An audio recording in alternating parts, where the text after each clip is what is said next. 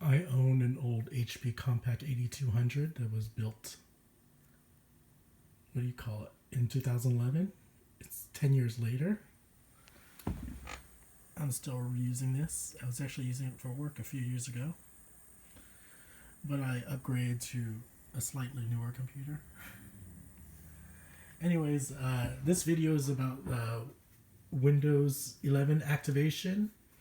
So this originally had a Windows 10 installation on it, and it was activated. I didn't remember the serial key or the code at all. But when I went to install it, everything worked fine. I just skipped the step where it asks you for a serial key during installation.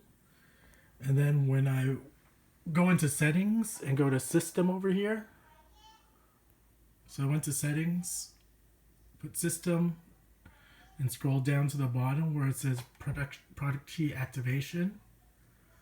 I just clicked on this, and then you can see here's Windows 11 Home. Activation state is active. I had to just click on check before, and it just activated automatically. So if you had Windows 10 installed and you do the upgrade, just remember to skip the part where it asked you for a serial key or whatever, or a key code. It'll automatically find, hopefully, the activation state on its own. If it didn't work, what I can possibly think is you're using different versions of Windows. So let's say you were originally running Windows 11 Pro, but then Windows 10 Pro, but then you installed Windows 11 Home. There are different versions, so it might not activate correctly.